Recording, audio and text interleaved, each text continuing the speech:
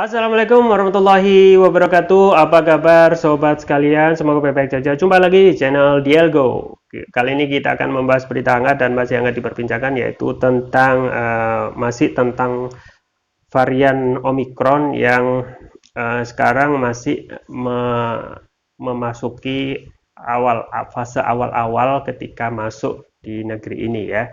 Jadi ketika sudah menjadi gejala, ada banyak hal yang biasa dikeluhkan oleh pasien. Nah, ini ada berita yang sangat menarik yang dilansir oleh Detik Health ya. Baru lagi dua gejala aneh Omicron yang dikeluhkan pasien COVID-19. Omicron merajalela di dunia termasuk di Indonesia. Kasus Omicron di tanah air juga terus meningkat. Kini sudah mencapai 254 kasus.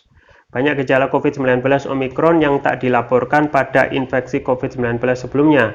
Baru-baru ini dua gejala aneh dikeluhkan pasien COVID-19 Omicron, gangguan pada mata dan rambut. Adalah mata merah dan konjungtivitas dan rambut rontok. Beberapa kasus COVID-19 Omicron mengalami dua gejala COVID-19 tersebut. Gejala COVID-19 pada mata dikeluhkan pasien usia 2 hari terpapar Omicron. Sementara kerontokan rambut biasanya terjadi di akhir infeksi COVID-19 menjelang pulih.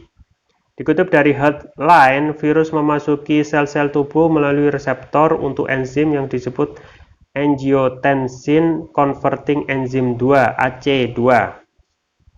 Ya. Dengan mengelabuinya agar mengira itu adalah enzim daripada COVID-19. Reseptor AC2 ditemukan di bagian mata seperti retina dan sel epitel yang melapisi bagian putih mata dan kelopak mata. Meskipun kerontokan rambut bukan gejala khas COVID-19, menurut American Academy of Dermatology Association, kerontokan rambut cukup umum terjadi setelah demam tinggi. Seorang bocah lelaki Inggris berusia 9 tahun bernama Zack Moore mengejutkan ibunya ketika dia tertular COVID-19. Ia disebut mengeluhkan gejala COVID-19 eye. Matanya tampak seperti akan meledak, kata ibu bocah itu, Angela, kepada SWNS tentang komplikasi COVID-19. Padahal mulanya Zack hanya dilaporkan mengalami gejala seperti flu dan menghabiskan karantina di rumah bermain game komputer. Itu bengkak melebihi apapun yang pernah saya lihat, kata orang tua Zack yang terkejut. Tidak mungkin dia bisa membuka mata tanpa menarik kulitnya. Angela mengantar anaknya yang menderita ke rumah sakit pada malam Natal, di mana dokter mendiagnosisnya dengan selulitis orbital, infeksi di areal mata yang oleh beberapa ilmuwan dikaitkan dengan COVID-19. Namun dokter belum menyimpulkan pasti keterkaitan antara keduanya. Menurut penelitian sejauh ini, Omicron menimbulkan gejala COVID-19 lebih ringan ketimbang varian Delta, terutama bagi orang yang sudah divaksin.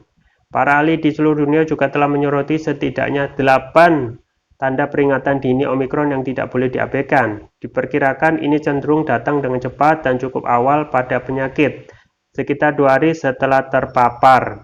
Gejala Omicron tampaknya bertahan selama sekitar 5 hari, tetapi tentu saja dapat berlangsung lebih cepat dan di beberapa kasus dapat bertahan lama. Ciri-ciri awal terpapar Omicron adalah tenggorokan gatal, sakit punggung bawah, hidung meler, macet, sakit kepala, kelelahan, bersin, keringat malam, sakit tubuh. Mereka sangat berbeda dengan trio klasik gejala COVID-19 sebelumnya, yaitu batuk, demam, dan kehilangan rasa atau penciuman. Ya. Jadi sobat sekalian ya, ada gejala dan ini memang kasuistis ya, kasuistik. Ada gejala baru yang menyerang orang yang menderita ataupun didiagnosis mengidap COVID-19 varian Omicron, yaitu terkait dengan gangguan pada mata dan rambutnya. Dan ini memang kalau kita melihat tidak semua ya, kalau tidak semua, dan ini hanya kasuistik semata. Ada beberapa kasus yang lebih detail, misalnya mata merah dan rambut rontok. Nah ini memang kemungkinan untuk harus diperjelas lagi oleh peneliti apakah ini merupakan bagian lanjutan ketika seseorang itu demam akibat COVID-19 varian Omicron, ataupun memang gejala per individu gitu ya.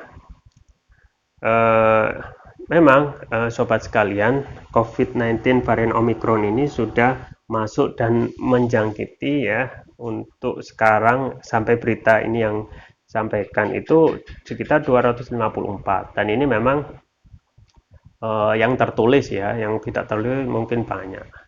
Tetapi yang kita tahu sebelumnya, meskipun ya Omicron ini hanya mutasi ringan dengan spek protein ya, dan itu memang tidak begitu berbahaya dengan varian sebelumnya ya, tetapi harus terus menjaga protokol kesehatan ya, dengan pakai masker dan cuci tangan dan jaga jarak ya.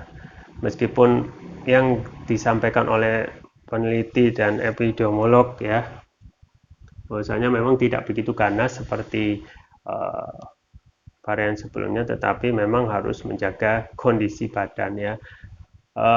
Terakhir kalau kita melihat, justru pelonjakan itu ada di negara-negara di luar Indonesia ya, misalnya di Amerika itu terakhir saya lihat lonjakan kasusnya sampai 1 juta kasus per hari. Jadi memang di sana ya kebanyakan mereka setelah melihat tingkat vaksinasi yang tinggi ya, kemungkinan ya ada anggapan mereka sudah menurunkan kewaspadaan. Nah, ini memang harus diwaspadai ya sobat sekalian, harus diwaspadai agar meskipun seseorang itu terjangkit COVID-19 ya, ataupun sudah divaksin 2 kali ya, itu ada juga kemungkinan bisa kena lagi ya, ada juga kemungkinan kena lagi. Makanya memang dalam hal ini yang paling diperhatikan adalah yang pertama ya, harus terus-menerus meningkatkan tingkat kewaspadaan. Dan untuk COVID sendiri itu ya sebenarnya sudah ada obatnya ya, yaitu Paxlovid dan Molnupiravir ya. Dan Molnupiravir ini yang lebih efektif ya daripada Paxlovid. Nah, seharusnya memang segera diproduksi saja ya untuk suatu negara ya, untuk menangani virus COVID-19. Jadi kalau sudah ada obatnya berarti bisa berpindah dari vaksinasi ke minum obat ya. Dan memang kalau kita melihat gejala-gejala itu relatif bervariasi, dan yang paling banyak itu yang disampaikan di pada berita ini adalah adanya gangguan mata dan rambut ya. Kemudian ciri-ciri awal yang terpapar itu standar ya, tenggorokan gatal, sakit kepala, kelelahan, bersin, keringat malam, dan sakit tubuh ya. Jadi memang kita ya saat ini yang mengalami kondisi yang tidak pasti ya harus terus menjaga kesehatan. Ada solusi yang bisa saya rekomendasikan, yaitu mengkonsumsi propolis ya. Propolis yang saya rekomendasikan adalah Turkish Propolis Ruqyah ya.